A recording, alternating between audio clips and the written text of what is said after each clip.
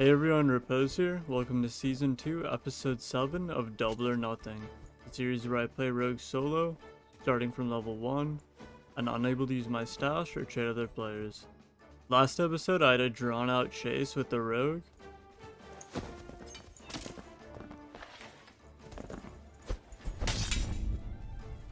Headshot an unsuspecting wizard from above.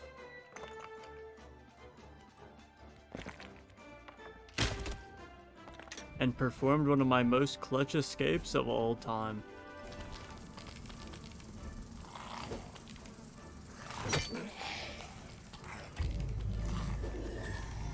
Please enjoy Season 2, Episode 7 of Double or Nothing. And we are back yet again. Gear is the same as last episode, but this time, since we're level 10, we have Ambush now. So we're rocking double jump stealth, ambush, weak point, and hide. And finally, this is going to be our first game in the Crips.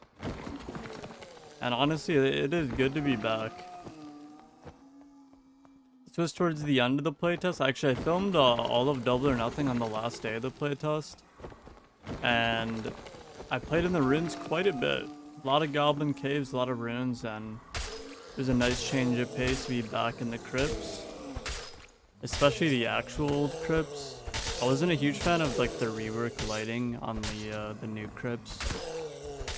I don't know, it just looked a little weird to me, but we're back. Whenever I spawn in this mummy room, I usually just lure them all and then splice them all up. It's actually a decent spawn, you get a good amount of gems, and if you get hit, you can just grab the health shrine over there, which is not bad.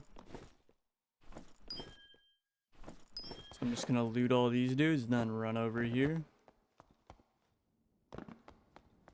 And there's actually been some speculation recently about the early access happening on the 9th of this month, so being May 9th.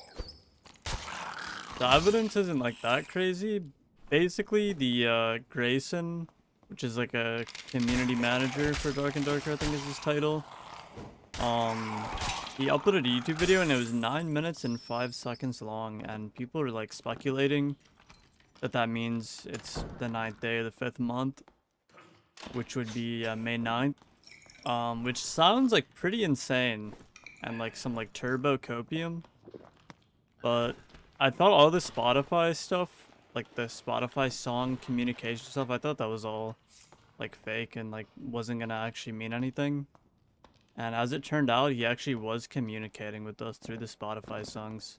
It seemed, I mean, you know, allegedly. But, yeah, so I don't know what's going on anymore. Because it sounds like some, like, crazy conspiracy level stuff, but, you know, who knows at this point. Maybe we'll get some kind of announcement on the 9th, or maybe we'll just get early access. That'd be pretty nuts, but, I mean, we're just gonna have to wait and see. But getting back into the game here. It's the good old classic room with the shrines to the north, so you already know I'm gonna head over there. Not before killing a few mobs on the way. Oh yeah, and I guess I loot this room this time. Or I was gonna, and then I saw the nightmare skeleton and I decided it just wasn't worth it. I'll just come over here and grab the speed shrine, of course. And it's actually pretty nice, as you're going to see in a second here, with the speed shrine now in this room.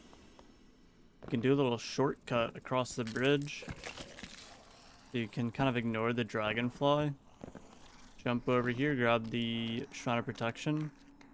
And we have a lot of move speed gear, so we are moving like insanely fast with this Shrine of Speed, as you can see. It's kind of hard to tell a difference between like a regular rogue with a Shrine of Speed and, you know, us right now with all this move speed gear. But like if you watch just how fast we're moving, it's pretty nuts, to be honest. And I come over here, going over to the library, of course, get some big loots. But it looks like there's already a few people in here. So it seemed like maybe they were fighting, so I was gonna pot up and then push into him. But that guy ignites the sword of the fighter, and he looks pretty scary, so I'm kind of just gonna head back here a little bit. Get out of there, and then I'll slide over to the bat room. Because there are ores in here, if you didn't know. Like, I'm in here, it seems like there's one ranger. Go invis, hit a little juke here.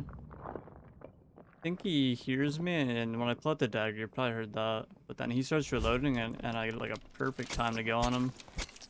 3 quick stabs, takes him down.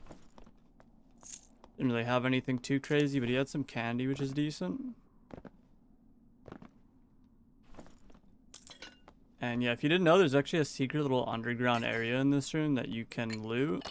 There's a couple shrines and a bunch of ore you can mine. It's pretty nice. And normally you have to hit a lever to open the trap door, which is, it's on the east side of the room, but the west side, which is the exit, is already open, I guess, for some reason. I think sometimes it was just like spawning in open, or I don't know if it was a bug or not, but that's pretty nice. And all we need now is, if you get 7 of the ruby, or no, the cobalt silver powder, you can make the cobalt gloves. Or not cobalt silver, what is it called? It's cobalt ore. I'm gonna mine that here.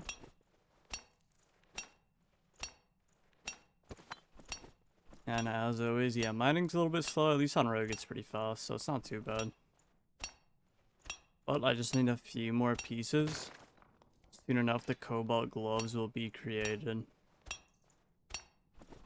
And this game is honestly a pretty good example of, there's not too many crazy fights, but I've gotten a lot of comments over like all my videos across the channel's lifespan. People always ask me like, how do you get all these 1v1s? I'm always running into 3-man groups. But the truth is, you kind of just have to know where to be on the map and how to avoid the groups if you need to.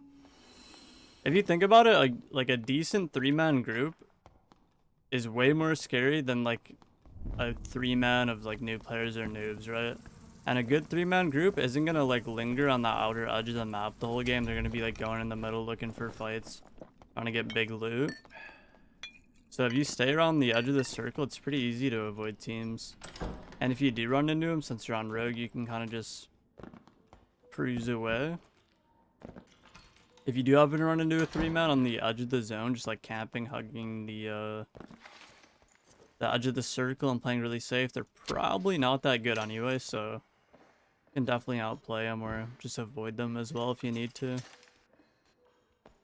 But yeah, I kind of stumbled into a little battle going on in here.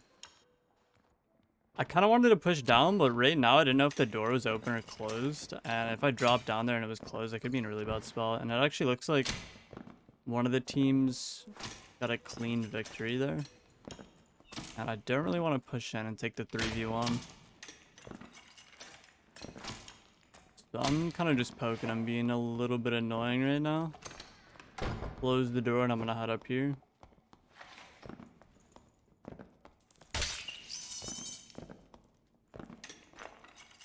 And there's actually this little crack in the wall, so I'm just being really, really annoying right now.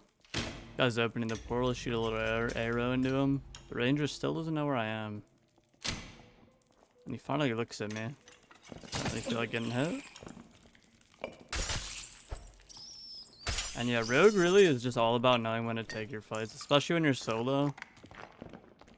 You gotta just avoid the 3-mans that you don't have a good chance against, and usually you want to be invis and let them walk into you, kill one of them, then either take the 1v2 or wait for your cooldowns and then get another invis kill and then it's a 1v1. My best advice. But I have the zone coming towards me, so I can kind of chill right here. I'm just sitting in the window, kind of waiting for this team to pull up. Maybe I can get a quick backstab. So I'm just sitting here biding my time, waiting. They're taking zone damage at this point. I'm chilling. But then I see another team coming through. For now, I only see the fighter. Door swings open. We got a barbarian. Looks like we got a full team coming through, or at least 2. And another 3-man. I was just about to strike, and then I get hit by a fireball through the window from behind me. He was trying to shoot the fireball through the window, and he hits me. And I'm 1 health. That's almost one-shot me. If I come in here, I want to grab the health shrine. Now there's an archer. If I get hit once, I am dead. He does a double shot. I am just straight up terrified at this point. Gotta be really careful. I think someone ran by there. I'll close the door.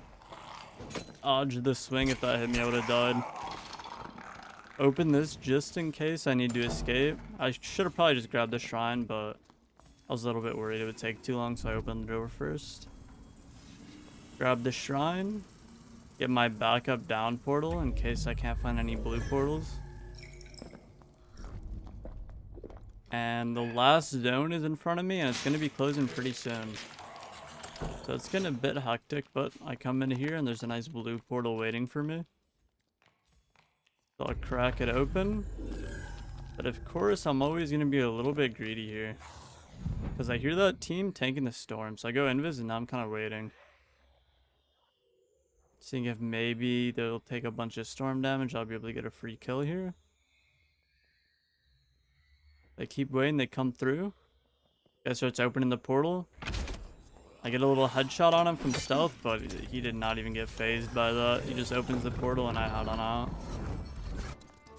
Not too bad. It wasn't a crazy action-packed game, but I think I made a lot of smart decisions on that one that paid off. And we finally got enough cobalt ore to craft our first piece of crafted gear ever in this series. And it's going to be some cobalt gloves. So I'm kind of looking for them at this point. And remember, come over to the leathersmith, craft the gloves. And they're actually really, really good. We got insanely lucky. I was surprised. I thought for sure they were going to be awful, but no. We were rewarded with some great gloves, and they look sick. So yeah, that is pretty sweet. Yeah, not the most action-packed episode, but I hope you guys enjoyed nonetheless. Hopefully the game's playable on the 9th, but we'll see. And thanks for watching. Peace.